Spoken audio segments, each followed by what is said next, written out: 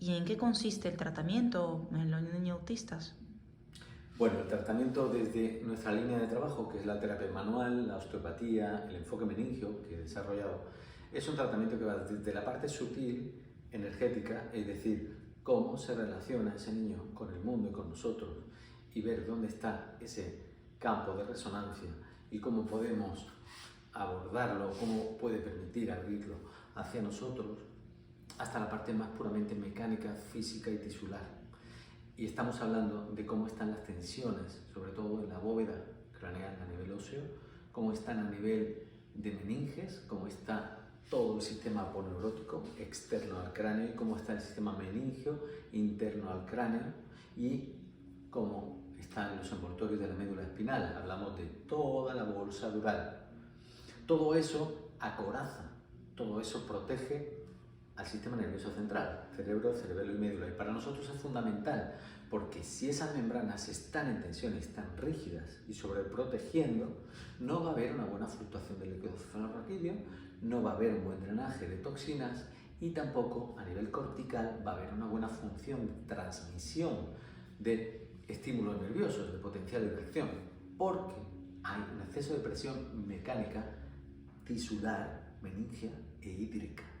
Por lo tanto, nuestro trabajo es aflojar la tensión de estas membranas, que a menudo han sufrido durante el shock de una cesárea, por ejemplo, de urgencia, en un cambio de presión repentino, han podido sufrir en un canal de parto demasiado tiempo, han podido sufrir por el uso de unos forceps, de unas ventosas, han podido sufrir por una maniobra de Christeller y estar empujando demasiado tiempo, han podido sufrir por un parto excesivamente largo.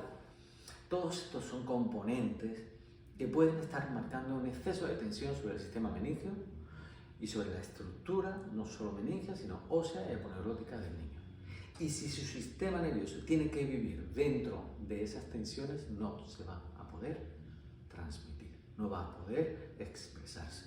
Y un sistema nervioso que no se expresa es un sistema nervioso que da señales de torpeza, de falta de capacidad, de estímulos excesivos, de gritos, de incoherencias, de huidas, de ataques, y a menudo no es porque el sistema nervioso esté mal, sino porque hay un exceso de presión sobre él. Imaginemos que lleváramos un corsé todo el día sobre nuestro tórax. No podríamos respirar, no podríamos tener una buena función respiratoria, amplia, ¿verdad? Pero nuestros pulmones pueden estar sanos. Del mismo modo, nosotros hablamos también de las cabezas de coco, y yo hablo en mis cursos del síndrome del gorro de baño. Imaginemos que llevamos un gorro de baño bien apretado sobre nuestra cabeza 24 horas al día y que crecemos, nos desarrollamos y además nuestros papás y el entorno quieren que aprendamos con esa presión permanente. Yo no puedo quitarme esa presión y entonces ¿qué hago? Me muevo en exceso, me bloqueo, me paralizo, puedo tener una reacción o puedo tener la otra. Y eso lo haré de una manera totalmente instintiva. Así que los niños que tienen este tipo de expresión, de comportamiento y sobre todo que nos lo muestran porque se golpean en la cabeza, porque se tiran del pelo, porque necesitan gritar, porque se tiran de las orejas, porque juegan empujando con la cabeza, porque aprietan con su cabeza contra la cuna. Todos estos son niños que ya nos están dando señales de que algo pasa en la estructura, algo pasa en su cráneo y en su columna. Y este es el campo de acción principal para nosotros.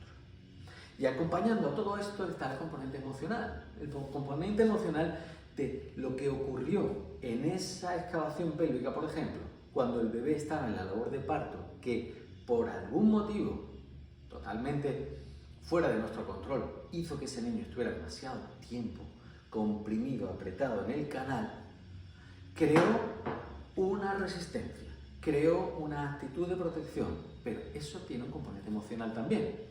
Tengo que resistir al mundo, tengo que encerrarme, tengo que protegerme, tengo que ser duro. Y todo eso tiene que moverse también. Así que cuando se mueve la estructura física, se va a mover la estructura emocional en ese niño también. Y eso es lo que buscamos, eso es lo que queremos. Queremos desatascar ese tapón físico y emocional. Siempre estamos, y sobre todo ahora en una era donde la medicina está enfocada en lo genético, en lo bioquímico, en la toxicidad, y todo eso está muy bien, pero el factor físico-mecánico no lo podemos olvidar.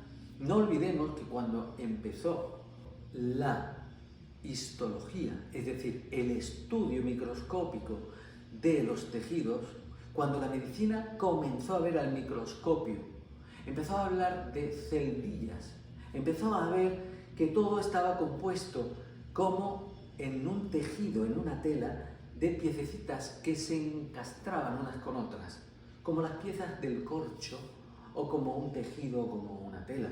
Y esa primera fase de la histología, del estudio histológico, fue lo que hizo que la medicina en aquellos tiempos, finales de 1800, le diera mucha importancia al aspecto tisular, a cómo los tejidos transmitían las tensiones. Y fue en esa época que nació la osteopatía, y fue en esa época que nacieron muchas terapias manuales, porque nos dimos cuenta de que los tejidos y la función de ellos estaba directamente relacionada con la función de lo que había allí. Si una pleura no puede estirarse, un pulmón no puede respirar. Si no puede respirar, no puede excretar. Está en disfunción y todo eso conllevará una serie de síntomas y, en definitiva, puede ser por una cicatrización de esa pleura.